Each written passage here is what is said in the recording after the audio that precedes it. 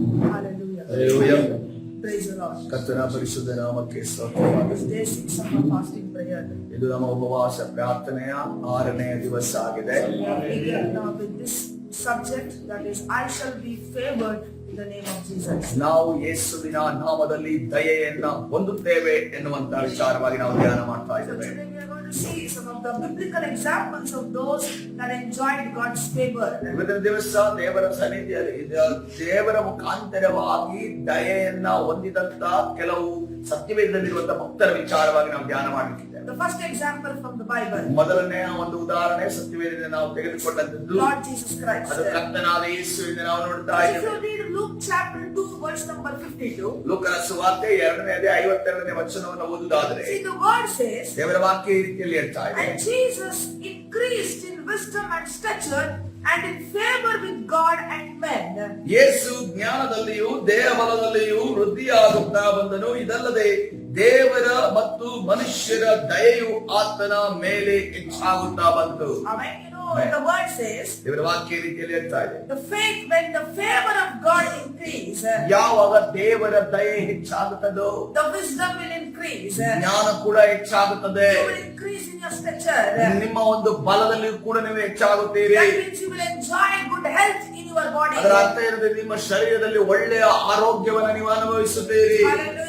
Church, if Jesus needed the favor of God to fulfill the assignment of God, ಯೇಸು ಕ್ರಿಸ್ತನಿಗೆ ಈ ಲೋಕದಲ್ಲಿ ತನ್ನ ಯೋಜನೆಯನ್ನ ಪರಿಪೂರ್ಣಗೊಳಿಸುವುದಕ್ಕೋಸ್ಕರವಾಗಿ ದೇವರ ದಯೆ ಅಗತ್ಯವಿತ್ತು ಎನ್ನುವುದಾದರೆ, then how much more we need the favor of God. ಹಾಗಾದ್ರೆ ನಮಗೆ, ನಾವು ಪಶು ಪ್ರಾಯರಾಗಿದ್ದೇವೆ, ನಾವು ಬಲಹೀನರಾಗಿದ್ದೇವೆ, ನಮಗೆ ಎಷ್ಟು ದೇವರ ಒಂದು ದಯೆ ಅಗತ್ಯವಿದೆ. This favor is essential in our lives. ಈ ದಯೆ ಅನ್ನೋದು, ದೇವರ ದಯೆ ಅನ್ನೋದು ನಮ್ಮ ಜೀವಿತದಲ್ಲಿ ಬಹಳ ಪ್ರಾಮುಖ್ಯವಾದದ್ದು. If you want to make your lives easy, ನಿಮ್ಮ ಜೀವಿತವನ್ನ ನೀವು ಬಹಳ ಸುಲಭವಾಗಿ ನಾವು ಜೀವಿಸಬೇಕಾದರೆ you need the favor of God. ನಮಗೆ ದೇವರ ದಯೆಯ ಅಗತ್ಯವಿದೆ. There are so many people living in this ಈ world. ಲೋಕದಲ್ಲಿ ಅನೇಕ ಜನರು ಜೀವಿಸ್ತಾ ಇದ್ದಾರೆ. They are all living with some difficulty. ಅವರೆಲ್ಲರೂ ಕೂಡ ಯಾವುದಾದ್ರೂ ಒಂದು ಕಷ್ಟದಿಂದ ಹಾದು ಹೋಗ್ತಿದ್ದಾರೆ. But if you have the favor of ಆದರೆ God, ದೇವರ ದಯೆ ನಿಮ್ಮ ಮೇಲೆ ಇರುವುದಾದರೆ your lives will be easy. ನಿಮ್ಮ ಜೀವಿತವು ಸುಲಭವಾಗಿ ಮಾರ್ಪಡುತ್ತದೆ. Hallelujah. So you need the favor of God. ನಿಮಗೆ ದೇವರ ದಯೆ And ಅಗತ್ಯವಿದೆ. Jesus had this favor. ಯೇಸು ಕ್ರಿಸ್ತನ ಮೇಲೆ ಈ ರೀತಿಯ ಒಂದು ದಯೆ ಇಟ್ಟೇನೆ. Let me give another example. ಇನ್ನೊಂದು ಉದಾಹರಣೆ ನಿಮಗೆ ಕೊಡ್ತೇನೆ. Mary, the mother of Jesus, ಮರಿಯಳು ಯೇಸುವಿನ ಶಾರೀರಿಕ ತಾಯಿಯಾದ ಮರಿಯಳಿಗೆ she had the favor of God. ಆಕೆಗೆ ದೇವರ ದಯೆ ಆಕೆಯ ಮೇಲೆ ಇತ್ತು. It was by the favor of God Mary was selected. ದೇವರ ದಯೆಯಿಂದಲೇ ಮರಿಯಳು ಆರಿಸಲ್ಪಟ್ಟಳು ಎಂದು ನಾವು ನೋಡ್ತಾ ಇದ್ದೇವೆ. There were many Marys in Nazareth. ಆ ನಜರೇತ್ ಪಟ್ಟಣದಲ್ಲಿ ಅನೇಕ ಮರಿಯಂದಿರಿದ್ದರು. There were many virgins in Nazareth. ಆ ಒಂದು ನಜರೇತ್ ಪಟ್ಟಣದಲ್ಲಿ ಆ ಅನೇಕ ಕನ್ನಿಕೆಯರಿದ್ದರು. But the favor of God picked this Mary. ಆದರೆ ಈ ಮರಿಯಳನ್ನು ಆರಿಸಿಕೊಳ್ಳೋದಕ್ಕೆ ದೇವರ ದಯೆ ಕಾರಣವಾಯಿತು ಎಂದು ನಾವು ನೋಡ್ತಾ ಇದ್ದೇವೆ. No, there were many other virgins in that city. ಆ ಒಂದು ಪಟ್ಟಣದಲ್ಲಿ ಅನೇಕ ಜನರು ಕನ್ನಿಕೆಯರಿದ್ದರು. They were all favored. ಅವರು ಕೂಡ ದಯೆಯನ್ನು But ಹೊಂದಿದವರಾಗಿದ್ದರು. the Bible says Mary was highly favored. ಆದರೆ ಸತ್ಯವೇದ ಹೇಳುತ್ತದೆ ಮರಿಯಳು ಆಕೆ ಹೆಚ್ಚಾದ ದಯೆಯನ್ನು ಹೊಂದಿದ್ದಳು. So the Bible says you are highly favored. ನೀವು ಹೆಚ್ಚಾದ ದಯೆಯನ್ನು ಹೊಂದಿದ್ದಿ ಎನ್ನುವುದನ್ನ ಈ ಸತ್ಯವೇದ ಹೇಳುತ್ತದೆ. That means there are levels in favor. ಅದರ ಅರ್ಥ ಏನಂದ್ರೆ ದಯೆಯಲ್ಲಿ ಕೆಲವು ಮಟ್ಟಗಳಿದ್ದಾವೆ. You know, there are levels in blessing. ಆಶೀರ್ವಾದದಲ್ಲಿ ಮಟ್ಟಗಳಿದ್ದಾವೆ. There is levels in faith. ನಂಬಿಕೆಯಲ್ಲಿ ಮಟ್ಟಗಳಿದ್ದಾವೆ. There is levels in health. ಆರೋಗ್ಯದಲ್ಲಿ ಮಟ್ಟಗಳಿದ್ದಾವೆ. There are levels in abundance. ಅದೇ ರೀತಿಯಲ್ಲಿ ಆಶೀರ್ವಾದದಲ್ಲಿ ಮಟ್ಟಗಳಿದ್ದಾವೆ. But there are also levels in favor. ಈ ಒಂದು ದಯೆಯಲ್ಲೂ ಕೂಡ ಅನೇಕ ಮಟ್ಟಗಳಿದ್ದಾವೆ. Sarah, the Bible says Sarah found favor with God. ಸಾರಳು ದೇವರ ದಯೆಯನ್ನು ಹೊಂದಿದಳು. Ruth found favor. ರೂತಳು ದೇವರ ದಯೆಯನ್ನು ಹೊಂದಿದಳು. Esther found favor in the sight of king. ಎಸ್ತೇರಳು ಆ ರಾಜನ ರಾಜನ ಮುಖಾಂತರವಾಗಿ ದಯೆಯನ್ನು ಹೊಂದಿದಳು ಎಂದು ನಾವು ನೋಡ್ತಾ ಇದ್ದೇವೆ. Rahab, who was prostitute, she had the favor of God. ಅವಳು ಆಕೆ ವ್ಯಭಿಚಾರಿಣಿ ಸ್ತ್ರೀ ಆಗಿದ್ದು ಆದರೂ ಕೂಡ ಆಕೆ ದಯೆಯನ್ನು ಹೊಂದಿದಳು ಎಂದು ನಾವು But ನೋಡ್ತಾ ಇದ್ದೇವೆ. Mary was highly favored. ಆದರೆ ಮರಿಯಳು ಆಕೆ ಹೆಚ್ಚಾದ ದಯೆಯನ್ನು ಹೊಂದಿದ್ದಾಳೆ ಎಂದು ನಾವು ಗಮನಿಸುತ್ತೇವೆ. Where did you read this? ನೀವು ಎಲ್ಲಿ ಓದುತ್ತೀರಿ? Luke chapter 1 verse number 28. ಲೂಕನ ಸುವಾರ್ತೆ 1ನೇ ಅಧ್ಯಾಯ 28ನೇ ವಚನ. Look what the angel said to Mary. ಅಲ್ಲಿ ದೇವದೂತನು ಅಲ್ಲಿ ಮರಿಯಳಿಗೆ ಏನನ್ನು ಹೇಳ್ತಿದ್ದ The ನೋಡಿ. angel went to her and said, greetings, you who are highly favored, the Lord is with you. you. ಲೂಕನ ಸುವಾರ್ತೆ 1ನೇ ಅಧ್ಯಾಯ 28ನೇ ವಚನ. ಆ ದೂತನು ಆಕೆಯ ಬಳಿಗೆ ಬಂದು, ದೇವರ ದಯೆ ಹೊಂದಿದವಳೇ, ನಿನಗೆ ಶುಭವಾಗಲಿ, ಕರ್ತನು ನಿನ್ನ ಸಂಗಡ ಇದ್ದಾನೆ ಅಂದನು. Hallelujah. Therefore, favor, there are levels. ಈ ದಯೆಗೆ ಒಂದು ಮಟ್ಟಗಳಿದ್ದಾವೆ. And there is what it is called as high favor. ಅದನ್ನೇ ಅಲ್ಲಿ ಕರೆಯಲ್ಪಟ್ಟಿದ್ದು, ನೀ ಹೆಚ್ಚಾಗಿ ದಯೆಯನ್ನು ಹೊಂದಿದ್ದೀಯ ಅನ್ನೋದನ್ನ Today I declare over your life. ಇವತ್ತಿನ ದಿವಸ ನಾನು ನಿಮ್ಮ ಜೀವಿತದ ಮೇಲೆ You ಘೋಷಿಸುತ್ತಿದ್ದೇನೆ, shall begin to enjoy God's favor in your life. ನಿಮ್ಮ ಜೀವಿತದಲ್ಲಿ ಯೇಸುವಿನ ನಾಮದಲ್ಲಿ ನೀವು ದೇವರ ದಯೆಯನ್ನು ಆನಂದಿಸುವುದಕ್ಕೆ ಪ್ರಾರಂಭಿಸುತ್ತೀರಿ. So now how to enjoy this God's favor? ಈ ದೇವರ ದಯೆಯನ್ನು ನಾವು ಹೇಗೆ What ಆನಂದಿಸುವುದು? should we do to have this favor of God? ಈ ದೇವರ ದಯೆಯನ್ನು ಹೊಂದಕ್ಕೋಸ್ಕರವಾಗಿ ನಾವೇನು ಮಾಡಬೇಕಾಗಿದೆ? Number one, ಮೊದಲನೇದಾಗಿ keep the word of God. ದೇವರ ವಾಕ್ಯವನ್ನ ಕೈಗೊಂಡು ನಡೆಯಬೇಕು. For obedience ಈ ಒಂದು ವಿಧೇಯತೆ, to the word of God, ದೇವರ ವಾಕ್ಯದ ಪ್ರತಿಯಾಗಿರುವಂತ ವಿಧೇಯತೆ, it will determine how much of God's favor you will enjoy. ನೀವು ಎಷ್ಟು ದೇವರ ದಯೆಯನ್ನು ಆನಂದಿಸುತ್ತೀರಿ ಅನ್ನೋದನ್ನ ಅದು ನಿರ್ಧಾರ ಮಾಡುತ್ತದೆ. If you read Proverbs chapter 3, ನೀವು ಜ್ಞಾನೋಕ್ತಿ 3ನೇ ಅಧ್ಯಾಯ verses from 1 to 4, 1ರಿಂದ 4 ವಚನಗಳು see what it says. ಅದೇನನ್ನ ಹೇಳ್ತೀವಿ ನೋಡಿಕೊಳ್ಳ್ರಿ. The word says, my son, do not forget my law, but let your heart keep my commands. For length of days and long life and peace they will add to you. Let not mercy and truth forsake you. Bind them around your neck. Write them on the tablet of your heart. And so find favor and high esteem in the sight of God and man. ಕಂದ, ನನ್ನ ಉಪದೇಶವನ್ನು ಮರೆಯಬೇಡ, ನನ್ನ ಆಜ್ಞೆಗಳನ್ನು ಮನಪೂರ್ವಕವಾಗಿ ನಡೆಸು. ಅವು ನಿನ್ನ ದಿನಗಳನ್ನು ಹೆಚ್ಚಿಸಿ ನಿನ್ನ ಆಯುಷ್ಯವನ್ನು ವೃದ್ಧಿಗೊಳಿಸಿ ನಿನಗೆ ಸುಕ್ಷೇಮವನ್ನು ಉಂಟು ಮಾಡುವವು. ಪ್ರೀತಿ ಸತ್ಯತೆಗಳು ನಿನ್ನನ್ನು ಬಿಡದಿರಲಿ, ಅವುಗಳನ್ನು ನಿನಗೆ ಕೊರಳಿಗೆ ಕಟ್ಟು, ನಿನ್ನ ಹೃದಯದ ಹಲಗೆಯಲ್ಲಿ ಅವುಗಳನ್ನು ಬರೆ. ಇದರಿಂದ ನೀನು ದೇವರ ಮತ್ತು ಮನುಷ್ಯರ ದಯೆಯನ್ನು ಸಮ್ಮತಿಯನ್ನು ಪಡೆದುಕೊಳ್ಳುವಿ. Hallelujah. Three things you will receive from God. 3 ವಿಚಾರ ನೀವು ದೇವರಿಂದ ಕಂಡುಕೊಳ್ಳುತ್ತೀರಿ, If ಪಡೆದುಕೊಳ್ಳುತ್ತೀರಿ. you keep up the commandments of God, ದೇವರ ಒಂದು ಆಜ್ಞೆಗಳನ್ನು ನೀವು ಕೈಗೊಂಡು when you ನಡೆಯುತ್ತಾರೆ, obey the word of God, ದೇವರ ವಾಕ್ಯಕ್ಕೆ ನೀವು the ವಿಧೇಯರಾಗುವುದಾದರೆ, Bible says you will find favor, ಸತ್ಯವೇದ ಈ ರೀತಿಯಲ್ಲಿ ಹೇಳ್ತದೆ, ನೀವು ದಯೆಯನ್ನು ಹೊಂದುತ್ತೀರಿ. you will have high esteem in the sight of God and man. ದೇವರ ಮುಂದೆ ಮತ್ತು ಮನುಷ್ಯರ ಮುಂದೆ ಒಂದು ಒಳ್ಳೆಯ ಸಮ್ಮತಿಯನ್ನು ನೀವು ಪಡೆದುಕೊಳ್ಳುವವರಾಗಿರುತ್ತೇವೆ. Hallelujah. So what else we need to enjoy the favor of God? ಈ ದೇವರ ದಯೆಯನ್ನ ನಾವು ಆನಂದಿಸುವುದಕ್ಕೆ ಇನ್ನು ಯಾವ ವಿಚಾರಗಳು ನಮಗೆ ಬೇಕಾಗಿದೆ? Number 2 is being humble. ಎರಡನೇದಾಗಿ ನಾವು ದೀನತೆ ಸ್ವಭಾವವುಳ್ಳವರಾಗಿರಬೇಕು. Humility causes us to enjoy the favor of God. ದೀನ ಸ್ವಭಾವವು ನಮ್ಮನ್ನ ನಾವು ದೇವರ ದಯೆಯನ್ನು ಹೊಂದಿಕೊಳ್ಳುವಂತೆ ಅಥವಾ ದೇವರ ದಯೆಯನ್ನು ಹೊಂದಿಕೊಳ್ಳಲು ನಮ್ಮನ್ನು ಸಿದ್ಧ See, ಮಾಡುತ್ತದೆ. a proud man, he thinks like this, that he is capable and he is independent. ಈ ಹೆಮ್ಮೆ ಉಳ್ಳಂತ ಅಹಂಕಾರ ಉಳ್ಳಂತ ಮನುಷ್ಯನು ಈ ರೀತಿಯಲ್ಲಿ ಆಲೋಚನೆ ಮಾಡ್ತಾನೆ, ನಾನು ಎಲ್ಲದರಲ್ಲೂ ಶಕ್ತನಾಗಿದ್ದಾನೆ ಮತ್ತು ಎಲ್ಲವನ್ನ ಮಾಡಲು ನನಗೆ ಸ್ವತಂತ್ರ ಇದೆ ಅನ್ನುತ್ತಾನೆ. Such a person is like Nebuchadnezzar. ಅಂತ ಮನುಷ್ಯನು ನೆಬೂಕದ್ನೆಚ್ಚರನಿಂದ ನಾವು ನೋಡ್ತಾ ಇದ್ದೇವೆ. He forgot that his success, victory, fame, wealth were given by God. ಆತನಿಗೆ ಕೊಡಲ್ಪಟ್ಟಂತ ಒಂದು ಯಶಸ್ಸು, ಐಶ್ವರ್ಯತನ, ಅಧಿಕಾರ ಎಲ್ಲವೂ ಕೂಡ ಅದು ದೇವರಿಂದ ಬಂದದ್ದು ಅನ್ನೋದನ್ನ ಅದನ್ನು ಮರೆತು ಬಿಡುತ್ತಾನೆ. See, pride can rob of your God's favor. ಅಹಂಕಾರ ಅನ್ನೋದು ದೇವರ ದಯೆಯಿಂದ ನಾವು ತಪ್ಪಿಸಿಕೊಳ್ಳುವಂತೆ ಅಥವಾ ದೇವರ ದಯೆಯಿಂದ ನಮಗೆ ತಪ್ಪಿ ಹೋಗುವಂತದ್ದಾಗಿದೆ. That's when Nebuchadnezzar, he was put out of the palace and he was in the wilderness for 7 years. ಆವಾಗಲೇ ನೆಬೂಕದ್ನೆಚ್ಚರನನ್ನ ಅಲ್ಲಿ ಒಂದು ಅಡವಿಯಲ್ಲಿ ತೆಗೆದುಕೊಂಡು ಅವನನ್ನು ಹಾಕುತ್ತಾರೆ.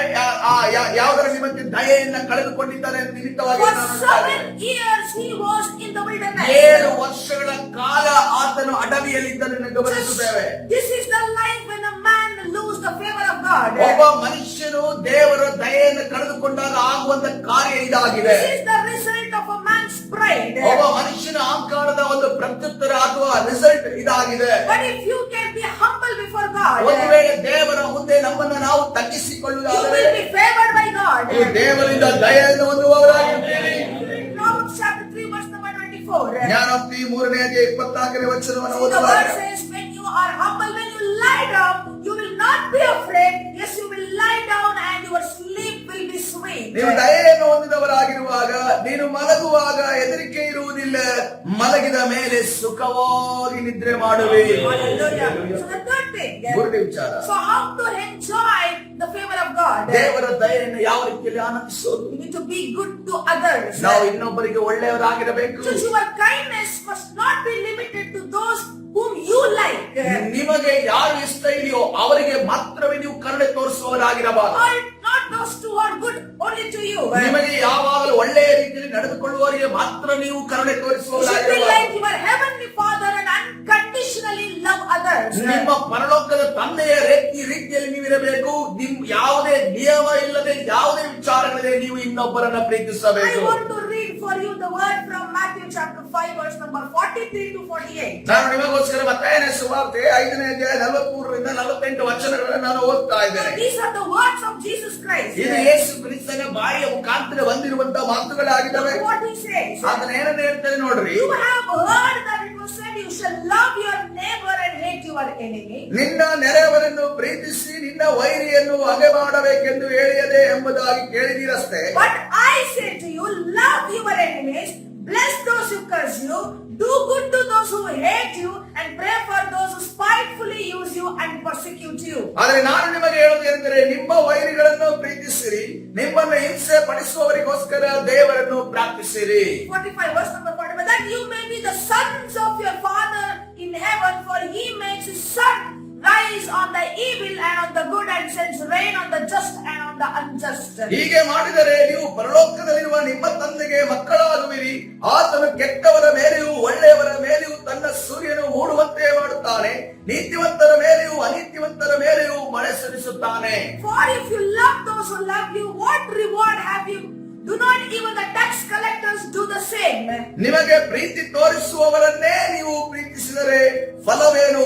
ಭ್ರಷ್ಟರೂ ಹಾಗೆ ಮಾಡುವುದಿಲ್ಲವೇ? And if you greet your brethren only, what do you do more than others? Do not even the tax collectors do so? ನಿಮ್ಮ ಸಹೋದರರಿಗೆ ಮಾತ್ರ ನೀವು ಮರ್ಯಾದೆ ಕೊಟ್ಟರೆ ಏನು ಹೆಚ್ಚು ಮಾಡಿದ ಹಾಗಾಯಿತು? ಅನ್ಯ ಜನಗಳು ಸಹ ಹಾಗೆ ಮಾಡುವುದಿಲ್ಲವೇ? Therefore you shall be perfect, just as your Father in heaven is perfect. ಆದುದರಿಂದ ಪರಲೋಕದಲ್ಲಿರುವ ನಿಮ್ಮ ತಂದೆಯು ಯಾವ ದೋಷವೂ ಇಲ್ಲದವನಾಗಿರುವಂತೆ ನೀವು ದೋಷವಿಲ್ಲದವರಾಗಿರ್ರಿ. Hallelujah. Church, when you do good to others, ನೀವು ಇನ್ನೊಬ್ಬರಿಗೆ ಒಳ್ಳೆಯದನ್ನು ಮಾಡುವಾಗ you shall see the favor of God coming upon ನೀವು your life. ನಿಮ್ಮ ಮೇಲೆ ದೇವರ ದಯೆ ಬರುವುದನ್ನು ನೀವು ಗಮನಿಸುವವರು When you ನೋಡುವವರಾಗಿರ್ರಿ. pray for your enemies, ನೀವು ಯಾವಾಗ ನಿಮ್ಮ ಶತ್ರುಗಳಿಗೆ ನೀವು ಪ್ರಾರ್ಥನೆ when ಮಾಡ್ತೀರೋ, you bless those who curse you, ಯಾರು ನಿಮ್ಮನ್ನ ಶಪಿಸ್ತಾರೋ ಅವರನ್ನ ನೀವು ಆಶೀರ್ವಾದ oh, you ಮಾಡ್ತೀರೋ, will be a highly favored person. ನೀವು ಹೆಚ್ಚಾಗಿ ದಯೆಯನ್ನು ಹೊಂದಿದ ವ್ಯಕ್ತಿಯಾಗಿರ್ತೀರಿ. Hallelujah. So what else you must do to have the favor of God? ಈ ದೇವರ ದಯೆಯನ್ನು ಹೊಂದುವುದಕ್ಕೋಸ್ಕರವಾಗಿ ಬೇರೆ ಯಾವ ಕಾರ್ಯಗಳನ್ನು ನೀವು ಮಾಡಬೇಕು? You pray for your favor. ನೀವು ದಯೆಯನ್ನು ಹೊಂದುವುದಕ್ಕೋಸ್ಕರವಾಗಿ ನೀವು ಪ್ರಾರ್ಥನೆ ಮಾಡಬೇಕು. Favor is a form of divine blessing from God.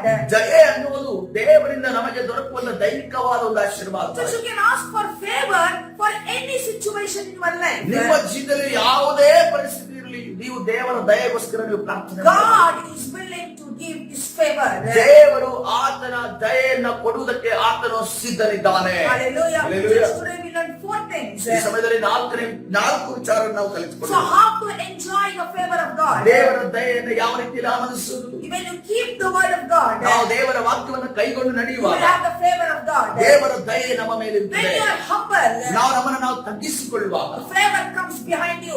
ದೇವರ ದಯೆ ನಮ್ಮ ಹಿಂದೆ ಬರುತ್ತದೆ. When you do good to others, ನಾವು ಯಾವಾಗ ಒಳ್ಳೆ ಕಾರ್ಯವನ್ನು ಮಾಡ್ತೇವೋ, unconditionally, ಇನ್ನೊಬ್ಬರಿಗೆ ನಾವು ಯಾವುದೇ ನಿಯಮಗಳಿಲ್ಲದೆ ಒಳ್ಳೆ ಕಾರ್ಯವನ್ನು you ಮಾಡ್ತೇವೆ, will have the high favor of God. ನಮಗೆ ಹೆಚ್ಚಾದ ದಯೆ ಸಿಗುವಂತದ್ದಾಗಿದೆ. Therefore you must pray for God's favor. ನಾಲ್ಕನೇದಾಗಿ ದೇವರ ದಯೆಗೋಸ್ಕರ ನಾವು ಪ್ರಾರ್ಥನೆ ಮಾಡಬೇಕಾಗಿದೆ. Hallelujah. This last word I want to close this message. ಈ ವಾಕ್ಯದ ಮುಖಾಂತರವಾಗಿ ಈ ಸಂದೇಶವನ್ನು ನಾನು Psalms chapter 5 verse number 12.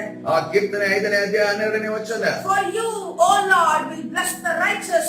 With favor you will surround him as with a shield. ಆದ ಕಾರಣ ನಿನ್ನನ್ನು ಮೊರೆ ಹೊಕ್ಕುವವರೆಲ್ಲರೂ ಸಂತೋಷ ಪಡುವರು. ನೀನು ಕಾಪಾಡುವವನೆಂದು ಅಥವಾ ದಯೆಯನ್ನು ತೋರಿಸುವವನೆಂದು ಅವರು ಯಾವಾಗಲೂ ಆನಂದ ಧ್ವನಿ ಮಾಡುವರು. Hallelujah. Let us pray now in the ಈ presence ಸಮಯದಲ್ಲಿ of God. ಕರ್ತನ ಸನ್ನಿಧಾನದಲ್ಲಿ ಪ್ರಾರ್ಥನೆ ಮಾಡೋಣ. Let us pray that Lord show your favor ದೇವರೇ, ನಮ್ಮ ಮೇಲೆ ನಿನ್ನ ದಯೆಯನ್ನು ತೋರಿಸು ಎಂದು ಪ್ರಾರ್ಥಿಸು. in our marital relationships, ನಮ್ಮ ಒಂದು ವೈವಾಹಿಕ ಜೀವಿತದಲ್ಲಿ, in our job places, ನಮ್ಮ ಉದ್ಯೋಗದ ಸ್ಥಳದಲ್ಲಿ, in church, ನಮ್ಮ ಸಭೆಯಲ್ಲಿ, in our family. ನಮ್ಮ ಕುಟುಂಬದ Let ಮಧ್ಯದಲ್ಲಿ there be the favor of God. ದೇವರ ದಯೆ ಇಳಿದು ಬರಲಿ. Hallelujah. Let's all begin to pray. ಸಮಯದಲ್ಲಿ ಪ್ರಾರ್ಥನೆ ಮಾಡೋದಕ್ಕೆ ಪ್ರಾರಂಭಿಸೋಣ. Father, cause your your favor to increase in my life in Jesus' name. ತಂದೆಯೇ, ಯೇಸುವಿನ ಹೆಸರಿನಲ್ಲಿ ನನ್ನ ಜೀವನದಲ್ಲಿ ನಿನ್ನ ಕೃಪೆಯನ್ನು ಹೆಚ್ಚಿಸು.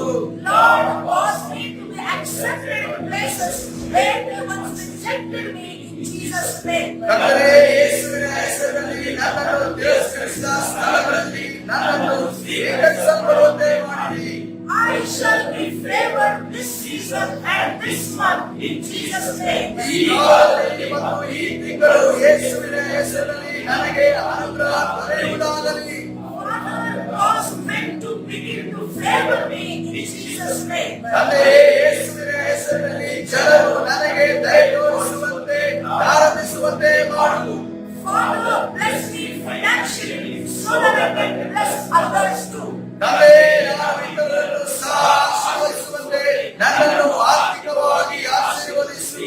I uproot every anti-favor attitude in my life in Jesus' name. ನನ್ನ ಜೀವನದಲ್ಲಿ ನನಗೆ ದಯೆ ದೊರಕದಂತೆ ಮಾಡುವ ಎಲ್ಲ ದುಷ್ಟ ಶಕ್ತಿಗಳನ್ನು ನಾನು ಯೇಸುವಿನ ಹೆಸರಿನಲ್ಲಿ ಕಿತ್ತು ಹಾಕುತ್ತೇನೆ.